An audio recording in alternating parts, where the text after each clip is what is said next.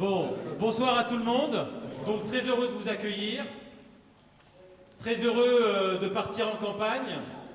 Et quelques petits mots avant de donner la parole à Antoine. D'abord remercier l'ensemble des amis, bien évidemment les Grinoises, les Grinois. Je vois quelques têtes de la circonscription, je vois des gens de Sainte-Geneviève, des gens de Saint-Michel, des gens de Morsan, des gens de Fleury, Mérogis. J'ai fait le tour là, c'est bon, les 5.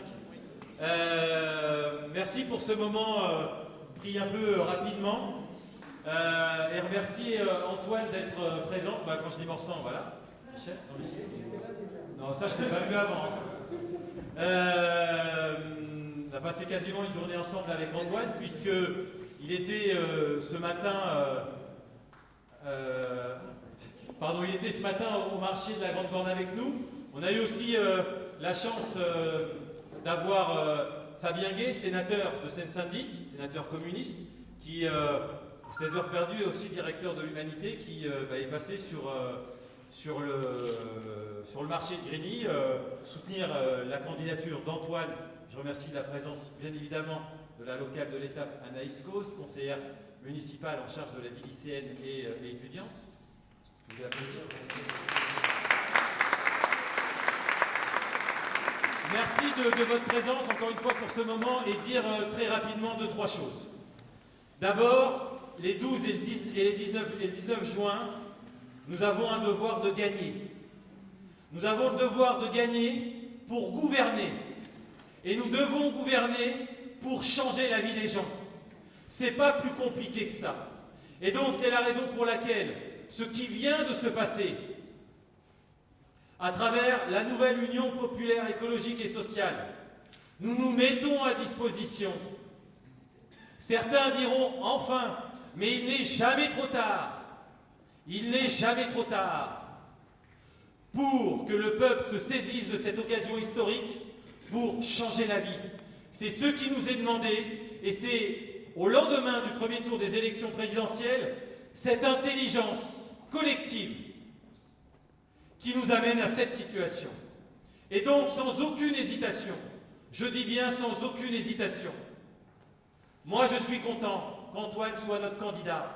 Je suis content qu'Anaïs Cos soit la candidate suppléante. Et je vais faire, excusez-moi, une grosse parenthèse grinoise, parce qu'il fera du national et c'est son rôle. Pour notre circonscription, oui, nous avons enfin besoin d'un député de gauche, écologiste, féministe, antiraciste. Et moi, en tant que maire de Grigny, nous les Grinois qui nous battons bien seuls depuis des années contre l'ensemble des injustices qui nous tombent sur la gueule. C'est vrai dans la circonscription, mais c'est vrai un petit peu plus ici. Eh bien, je peux vous dire que le pauvre Antoine, quand il sera député, il va travailler, mais il va travailler avec Anaïs, parce que nous, je peux vous assurer que nos dossiers y sont prêts. Parce qu'un député, pourquoi c'est important?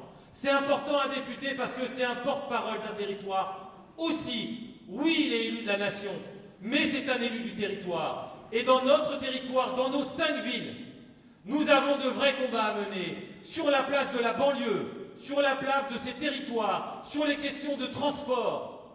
On en a marre d'être les relégués de cette République. On en a marre d'être de cette France périphérique pour qui il y a le moins de pouvoir d'achat, celles et ceux qui sont le moins respectés, celles et ceux pour qui l'avenir de nos enfants est le plus sombre. Et ça, c'est fini. Cette élection a démontré, et les résultats au premier tour des élections présidentielles, a démontré que oui, cette circonscription est prête à élire un député et sa suppléante pour changer la vie. Et je le disais sur l'aspect grinois, permettez-moi, je suis le local de l'étape.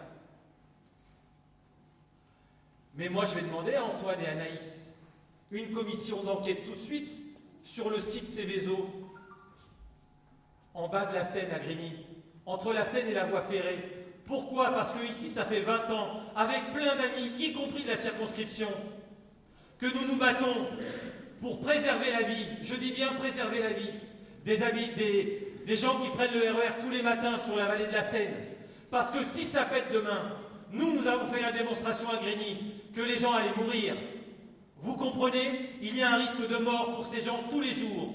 Et dans ce pays, on ne prend pas les responsabilités parce qu'on préfère défendre les intérêts des pétroliers. Eh bien oui, nous, avec nos petits bras, Grigny, ça fait 20 ans qu'on se bat. Nous sommes rejoints par la ville de Ris-Orangis, certes qui n'est pas dans la circonscription, mais qui s'est agglomérée à notre combat, notre communauté d'agglomération.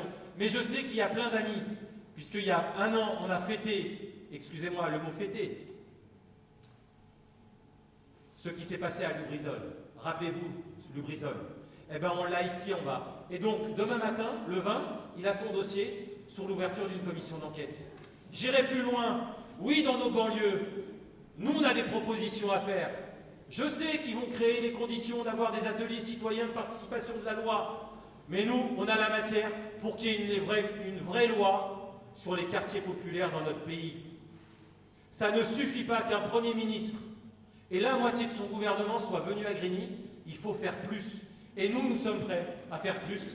Parce que ce sont les quartiers populaires, c'est là où il faut changer la vie, le plus profondément possible. Parce que les quartiers populaires, si on change la vie dans les quartiers pop, on change la vie ailleurs. Voilà quelques sujets extrêmement concrets, précis. J'en voulais un autre sujet, la question de l'eau. Avec Jackie Bortoli, avec d'autres copains, tiens, certains sont là, la coordination aux Île-de-France et les amis ex-Val d'Orge qui s'appellent maintenant Cœur d'Essonne. Nous nous battons pour la municipalisation, la remunicipalisation de l'eau. Oui, c'est important. Vous payez l'eau trop cher.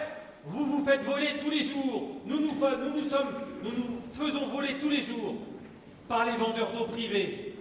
Il y a une commission d'enquête qui a été menée par une députée, Mathilde Panot, à laquelle nous avons participé, à laquelle nous avons dénoncé les agissements du groupe Suez.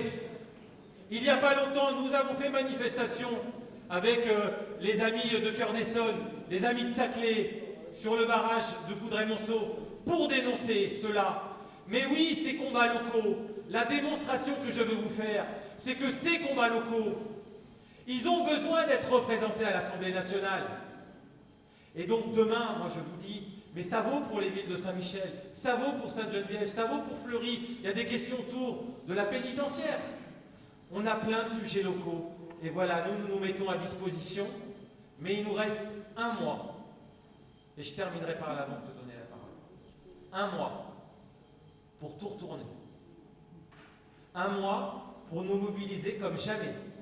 Un mois pour que l'espoir que l'on entend, que l'on voit, que l'on perçoit, eh bien, il devienne réalité, il se concrétise. Le 12 et le 19, on gagne dans cette circonscription. On va gagner en Essonne, on va gagner des choses partout en France. Mais ici, on gagne. Et quel que soit ce qui arrive, on gagne et on gagne. Et moi, je suis très content qu'Antoine soit là. Voilà, on ne se connaissait pas il y a longtemps. C'est pas grave, on fonce. Et bienvenue à Grigny, et bienvenue à Grigny.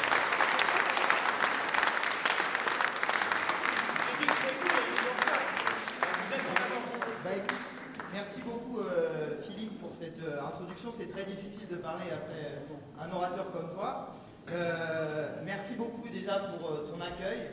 C'est vrai qu'on se connaît depuis décembre. Au final, on s'est rencontrés la première fois en décembre.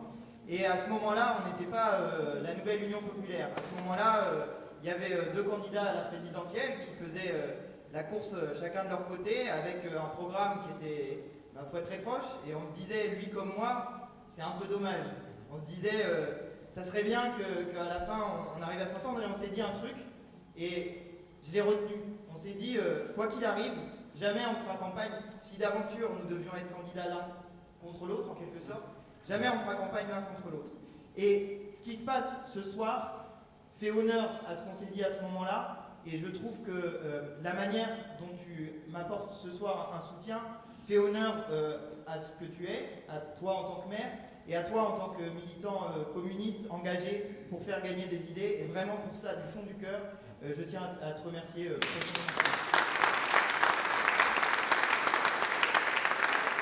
Je veux dire un grand merci à tous ceux qui sont à mes côtés ce soir, à Lamine Camara, conseiller régional, à Anaïs Cause qui est ma suppléante, à Olivier Corzani, le maire de Fleury-Mérogis, et à Amadou Deme, le secrétaire fédéral du Parti communiste. Et globalement, je veux dire un grand merci aux militants communistes qui ont proposé cet événement. Et nous, il faut bien dire ce qui est. Vous voyez, on commence la campagne, on a attendu de savoir quels seraient les candidats, on était un peu à la bourre, un peu à la ramasse, on n'avait pas encore les tracts, on faisait la campagne sans tracts. Et là, on a eu la possibilité d'avoir un événement organisé en quelques jours à peine et qui réunit ce soir beaucoup de monde. Philippe, en arrivant, m'a dit « Voilà, il y a du monde, c'est incroyable, il y a vraiment beaucoup de monde ». Et on sent la force qui émerge de l'élection présidentielle et qui émerge de ce qu'on a fait ensuite avec cette nouvelle alliance populaire. Alors, vous le savez, moi je ne suis pas du coin à la base, je ne suis pas d'ici, mais j'ai beaucoup de points communs avec les habitants de la circonscription. Tout ce que tu as dit, moi je viens d'une ville rurale. Je viens d'une ville où il y a des problèmes qui sont, pour certains, exactement les mêmes. Les problèmes de transport, c'est la même chose. Prendre la voiture pour se déplacer, c'est toujours la même chose. Le coût de l'essence, c'est pareil. Les problèmes de déserts médicaux, de médecins qui manquent, c'est encore pire même chez moi que ici.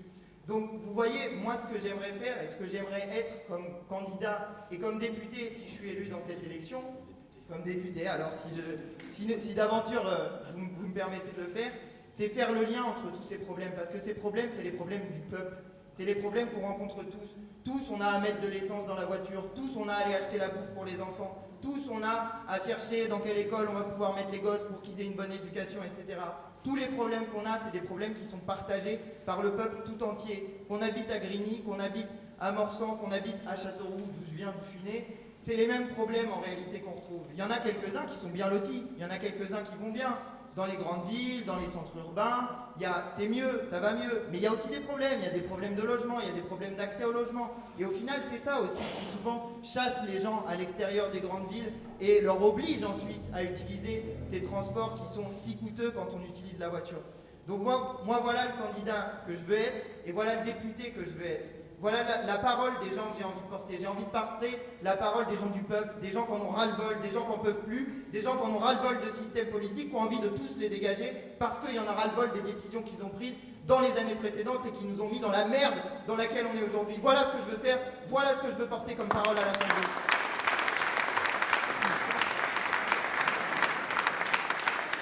Alors, je veux vous parler de la NUP. La nouvelle Union populaire écologiste et sociale. Alors, on en a beaucoup parlé, je ne sais pas si vous avez tout suivi, mais vous avez vu qu'on a mis... bon, je vais enlever mon papier parce que j'en ai un peu. On a mis du temps à se mettre d'accord. On a mis du temps. On a mis 13 jours. Mais en 13 jours, on a fait quelque chose d'exceptionnel. Quelque chose qui n'est jamais arrivé dans l'histoire de France. Nous nous sommes mis d'accord au premier tour d'une élection législative. Toutes les forces de gauche se sont mises d'accord autour d'un programme de rupture avec le capitalisme, autour d'un programme de rupture avec le système qui nous a mis dans la situation dans laquelle nous sommes aujourd'hui. C'est un programme qui porte les questions écologiques, sociales et démocratiques qui sont celles que nous avons à résoudre si nous voulons faire face aux enjeux qui arrivent devant nous, aux enjeux climatiques mais aussi aux enjeux démocratiques, parce que vous avez vu, si jamais Macron obtient la majorité à l'Assemblée nationale, on a vu ce que c'était pendant 5 ans, merci, on n'en veut plus. On a eu ça pendant 5 ans, on n'en veut plus, d'accord? Donc nous allons défendre en commun un programme qui finalement regroupe ce que nous avons défendu à l'élection présidentielle les uns les autres dans nos couloirs, parfois avec des sensibilités, parfois avec des différences, mais qui globalement indique cette rupture avec le capitalisme. Eh bien, ce que nous allons faire avec cette NUP, c'est donc porter ce programme. Mais je veux dire quelque chose. Avant de parler du programme, je vais vous en parler très rapidement. Mais je veux dire quelque chose sur la NUP. Il y a une inquiétude qui est légitime, qui est que dans la NUP, les sensibilités pourraient disparaître, qui pourraient finalement englober chacun dans quelque chose de nouveau et où les sensibilités des uns et des autres, qui font précisément que nous n'étions pas ensemble à l'élection présidentielle et qui font précisément que nous avions des petites différences programmatiques mais que nous avons envie, chacun d'entre nous, de continuer à défendre. Un tel va être d'accord avec tel sujet, je ne vais rien dire pour éviter de froisser qui que ce soit. Un tel peut être d'accord avec tel sujet, mais un tel autre n'est pas d'accord avec tel sujet. Et puis dans l'accord, on a dit, bon, on trouve une formule qui nous met tous d'accord. Mais chacun de notre côté, on aime bien encore pouvoir défendre notre position.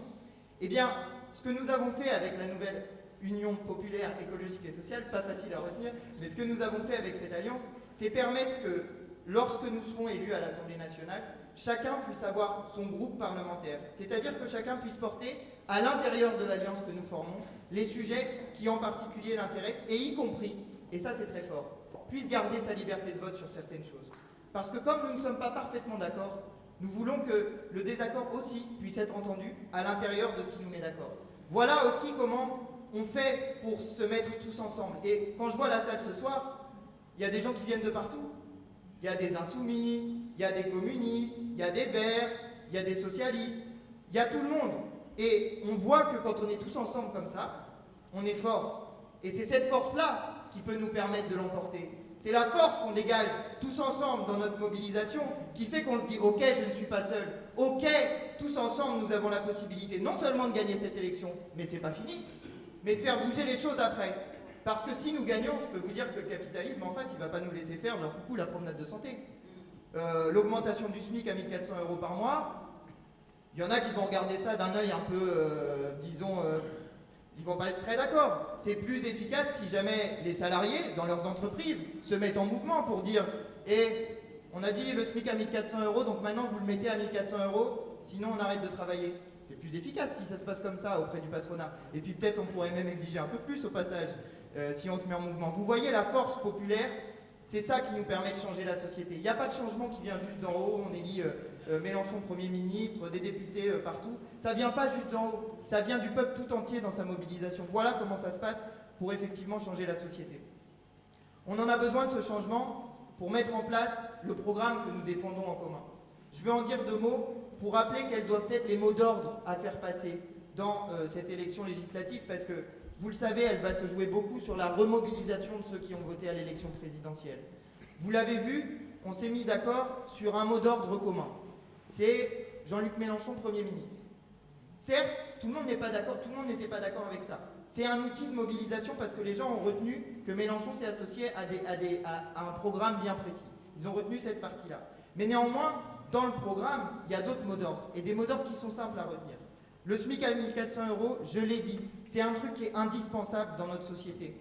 Augmenter le SMIC, c'est permettre l'augmentation générale des salaires en réalité. Parce qu'à chaque fois, dans tous les pays, à chaque fois qu'on a augmenté le salaire minimum, on a constaté que les autres salaires augmentaient.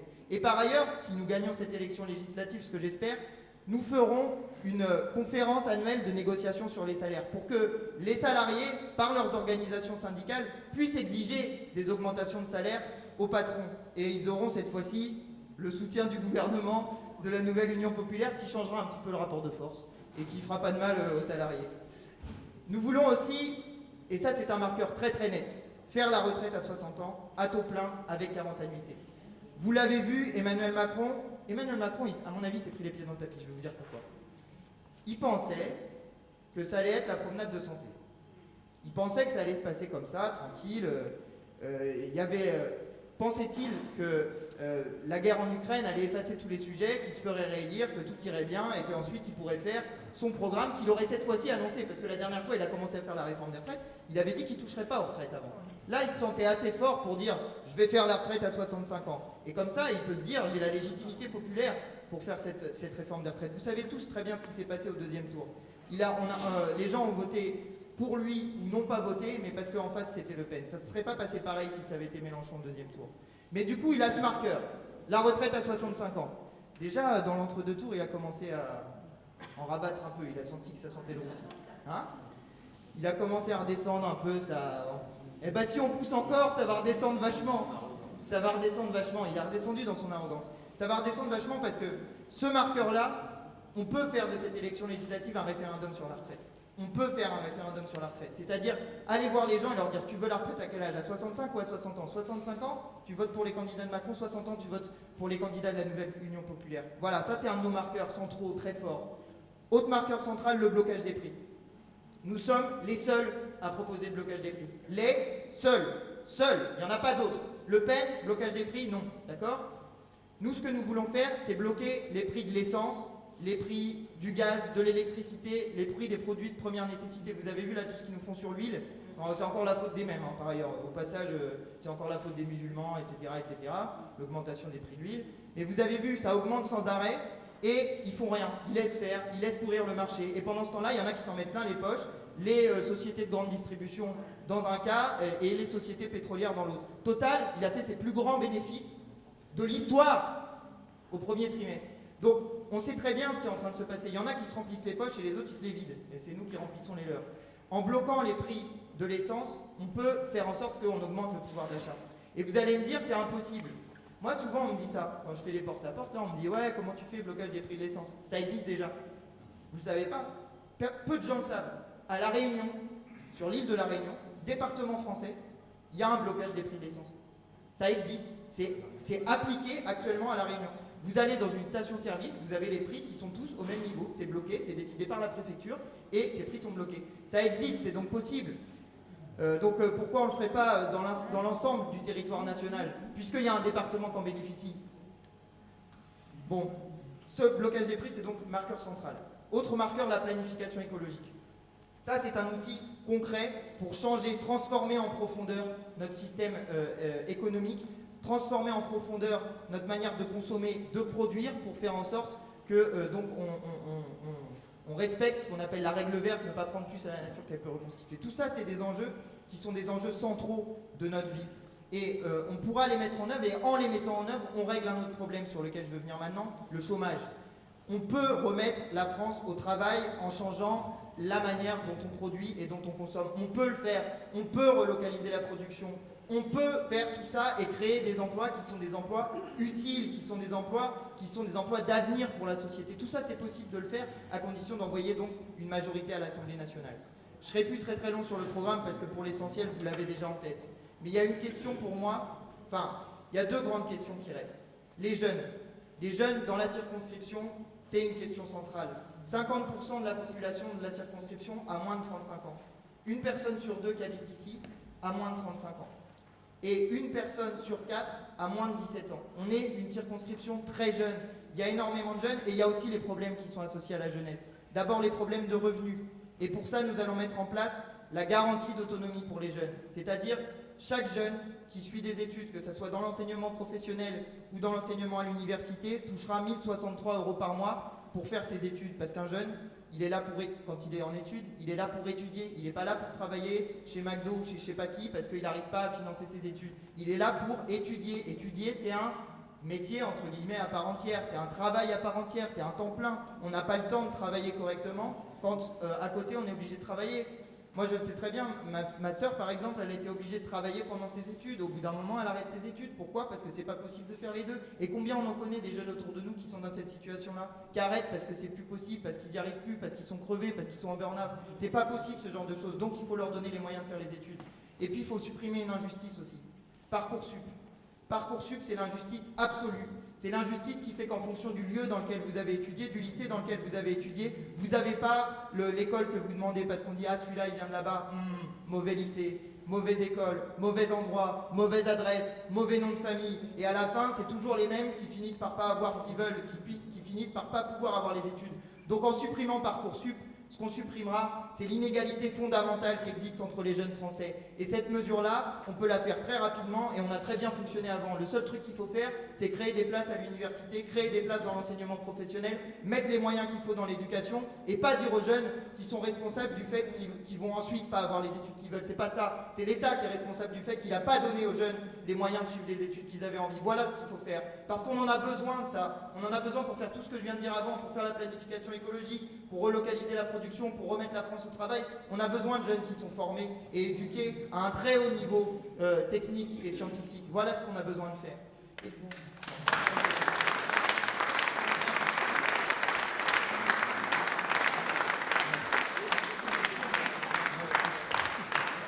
Et puis, deux dernières choses. Ici, on a des problèmes qui sont liés au service public. Je vous l'ai dit, c'est un problème qu'on a en commun avec des territoires ruraux.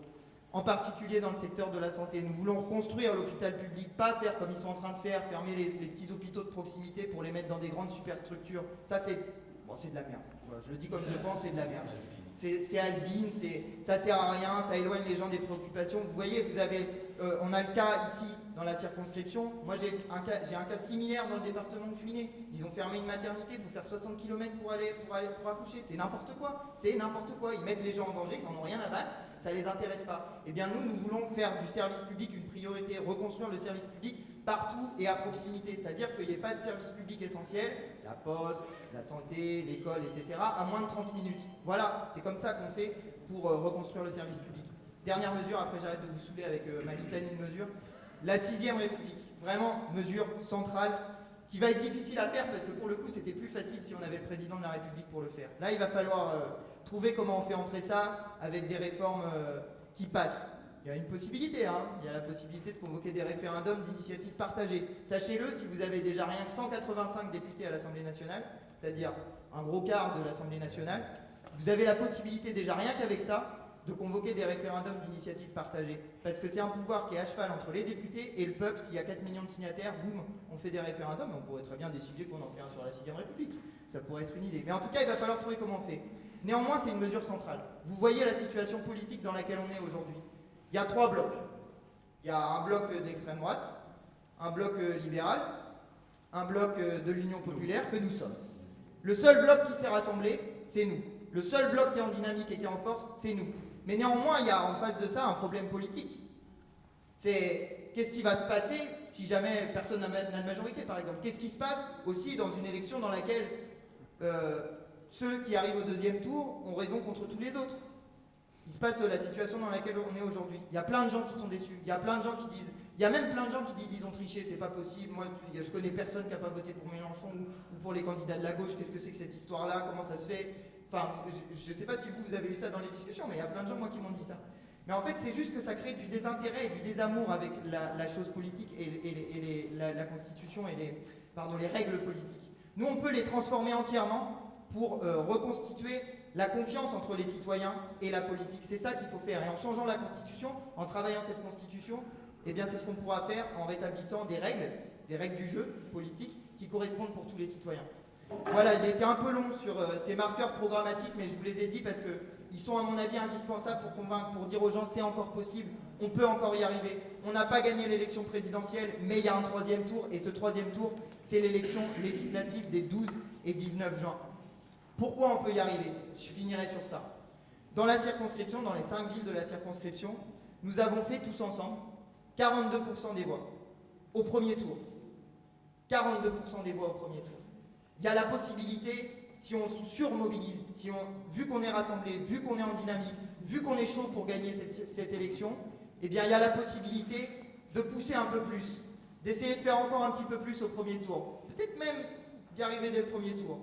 Mais en tout cas, on a la possibilité, si on reste mobilisé, si on dit aux gens, vous avez voté pour tel ou tel candidat de la nouvelle Union populaire, écologique et sociale, c'est chaud, hein.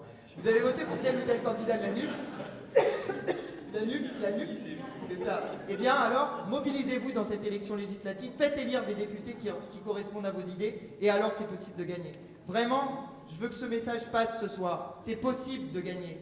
C'est possible de gagner, et je pense que tous ensemble, unis comme nous le sommes, nous allons y arriver. Merci.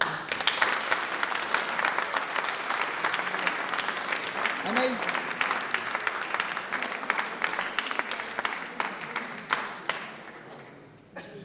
Bonsoir à tous. Bon, après deux orateurs, ça part plus fort. D'accord, plus fort. Je vais parler plus fort. Et là, on n'entend plus, là Ah oui, mais parfait, parce que le micro, c'est pour la... Donc là, il faut du coffre. Bonsoir, je suis très heureuse d'être là ce soir avec vous, avec les Grimois, avec les habitants de Fleury, de Morony. Je suis désolée, je ne sais pas comment on appelle. Fleury-Acumois. Voilà. Et moi, j'applaudis parce que moi, j'arrive pas à le dire depuis le temps. Il y a 46 ans, j'arrive pas à le dire. Et voilà. Voilà pourquoi. Et pourtant, ils me le répètent tous les jours. Les habitants de Morsan, de Saint-Michel-sur-Orge et de Sainte-Geneviève-des-Bois. Donc, comme l'ont rappelé Philippe et Antoine, on a 3 blocs qui sont présents dans le paysage politique. C'est l'extrême droite, c'est le président des riches avec les politiques néolibérales, et c'est le bloc populaire. Et ce bloc populaire, c'est un espoir contre les désillusions que vivent un grand nombre de Français, mais aussi que vivent énormément de jeunes dans ce pays, dont je fais partie, parce que j'ai évidemment 23 ans, voilà. Alors pour ceux qui n'ont pas attendu au fond, elle a dit 23 ans. Elle a 23 ans. Le micro n'est pas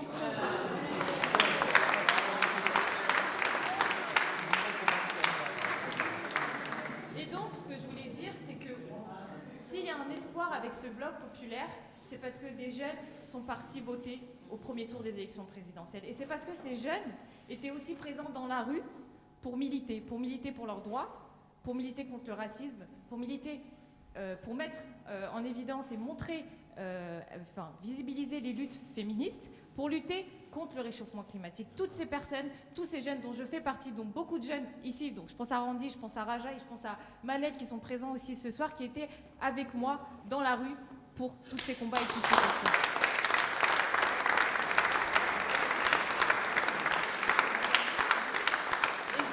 Encore parce que Antoine l'a rappelé avec Parcoursup, c'est nos mobilisations étudiantes à Nanterre quand on y était en 2018 et quand on a bloqué la fac parce qu'on ne voulait plus de Parcoursup, parce qu'on ne voulait plus que des étudiants, que des jeunes Grinois, que ce soit des Grinois d'ici, des étudiants de France, ne puissent pas étudier. Parce qu'étudier, c'est un droit et qu'un logiciel ne peut pas choisir pour nous.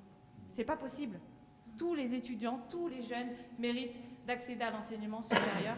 Donc je suis très ravie de pouvoir être suppléante avec cette politique, c'est en tout cas c'est la NUPS, moi je vais dire NUPS parce que j'aime bien avec le S, la NUPS, qui va porter ces questions, à l'Assemblée, qui va permettre à ce bloc populaire d'exister et de faire naître toutes ces politiques dont on a besoin, nous, les jeunes. Voilà. Donc j'étais avec mes camarades, les étudiants dans la rue, et ensuite on s'est donné rendez-vous dans les urnes. Et là, on se donnera rendez-vous pour le 3e tour, les 12 et 19 juin, pour faire élire Mélenchon Premier ministre, pour faire élire Antoine député de la circonscription, et pour que naissent de nouveau des brins d'espoir. Et moi, je vais aller plus loin. Je vais pas arrêter de le dire sur le marché.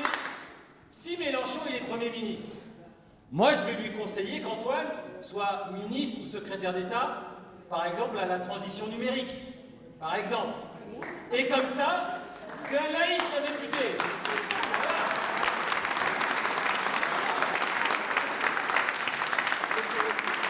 Voilà.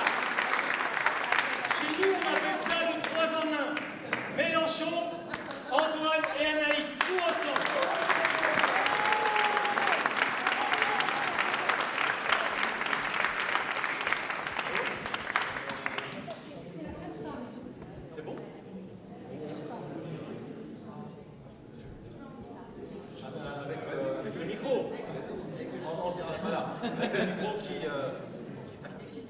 Bon, chers amis, cher Antoine, écoutez, alors j'étais venu plus pour marquer mon soutien, j'étais venu en voisin, j'étais venu en ami et j'étais venu évidemment dans ce rassemblement large que nous avons construit. Alors 13 jours, c'est long et c'est pas long quand même pour faire une chose unique dans l'histoire. On peut se dire que quand même, on a quand même été plutôt efficace. Donc bon, j'avais pas forcément prévu de dire un mot, mais je vais le dire, alors puisque les amis grinois me le permettent. Évidemment que c'est beau de voir ce qu'on est aujourd'hui, c'est beau de voir la force qu'on représente. Vous imaginez bien que les difficultés que vous avez évoquées sur Grigny, qu'on connaît sur la circonscription, on les connaît à Fleury-Mérogis, avec nos spécificités, avec quelques marges, mais grosso modo c'est la même chose. Je veux dire, chez nous, il passe que le bus. Vous avez au moins un train. Nous, on n'a même pas de train. Mais il est toujours en retard. Oui, mais nous, on n'en a pas. On a un bus et il passe pas toujours. Donc on a les mêmes difficultés, évidemment. Combien de familles, les familles fleury-cumoises vivent la même chose que les familles grinoises. Certains sont même cousins ou cousines, certains se connaissent. Et donc on a les mêmes difficultés, les mêmes préoccupations sur l'éducation. Parce que l'éducation est un enjeu majeur pour nos territoires. On a les mêmes difficultés d'accès à l'emploi. Les mêmes difficultés sur le fait que, sur un CV, quand on postule, on n'est pas sur la même ligne de départ que les autres. À qualification égale, eh ben nous on n'est pas pris. Voilà.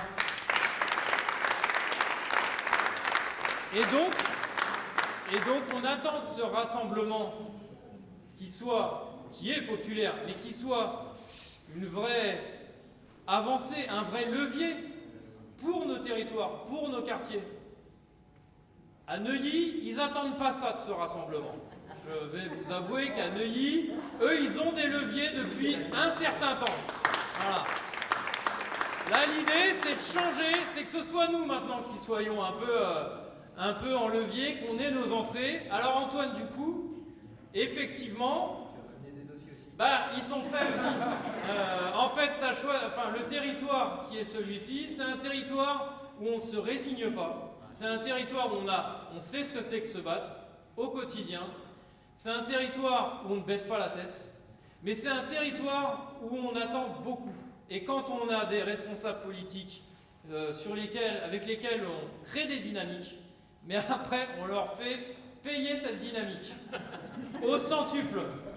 Je peux vous dire que d'être maire de Grigny, d'être maire de Fleury, déjà on s'ennuie pas, mais alors quand en plus on a un député qu'on a contribué ensemble à faire élire, on va pas le laisser tranquille une fois qu'il sera élu.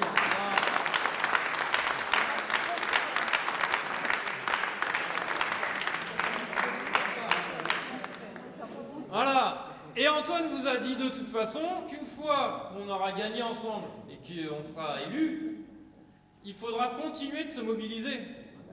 Évidemment. Je veux dire, toutes les grandes conquêtes sociales, elles sont faites avec des représentants qui ont été capables de les pousser dans les institutions, mais avec derrière une mobilisation forte. Parce que si on pense, et je sais qu'on ne le pense pas chez nous parce que c'est pas notre habitude, mais qu'on a des représentants, une fois qu'ils sont élus, ils feront le boulot tout seuls, et on verra dans 6 ans, 5 ans ce qui se passe, ça ne marchera pas comme ça. Parce que derrière, vous avez vu déjà toutes les insultes, toutes les campagnes de communication, pour essayer de nous diviser. Parce que vous connaissez l'adage, diviser pour mieux régner. Eh bien nous, on va se rassembler pour mieux gagner. Exactement.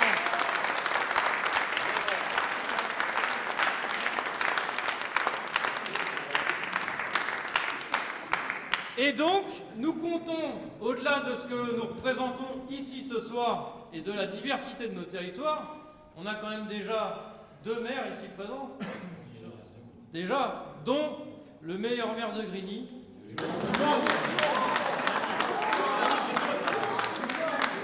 C'est lui qui m'a tout appris là-bas, c'est Claude. Voilà, et le modeste maire de Fleury-Mérogis, mais on s'en fout. Et donc voilà, donc c'est une belle image ce soir, une image de rassemblement, une image de progrès, d'avenir, une image qui se projette vers l'avant, une image qui est là pour défendre ce que nous sommes nous tous ici, dans notre diversité, dans nos réalités, parce qu'on les connaît mieux que les autres. Parce que moi j'adore toujours, vous avez reçu ici beaucoup de ministres, j'en ai croisé un peu moins, mais j'en ai croisé quelques-uns, où j'ai croisé des représentants de l'État qui parfois nous expliquent, on a réfléchi, voilà le dispositif. Super, mais en fait ça ne va pas du tout avec ce que nous on a besoin. Vous avez bien réfléchi, vous avez été grassement payé pour ça, mais on a une solution beaucoup plus simple que ça. C'est moins cher, plus simple, plus efficace. Donc bon, on vous en remercie, c'était sympa. Donc on attend d'avoir des représentants et des gens qui travaillent avec nous. On les connaît les réalités, on les vit au quotidien. Je veux dire, qui mieux que nous-mêmes connaît ce qu'on vit. Alors voilà, on a les solutions. Sur les problèmes de logement, de transport et autres. Donc je ne ferai pas plus long, parce que vous avez déjà dit quand même tous beaucoup de choses. Je vous l'ai dit, je venais vraiment en ami, en voisin, et je vous remercie toujours de l'accueil grinois, internationalement connu et réputé. Voilà.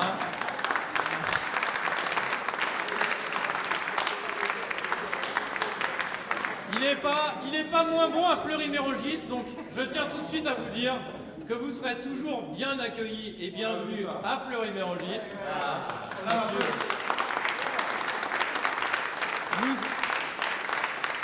Nous sommes amis, nous sommes frères. Là-dessus, il n'y a pas de sujet pour nous.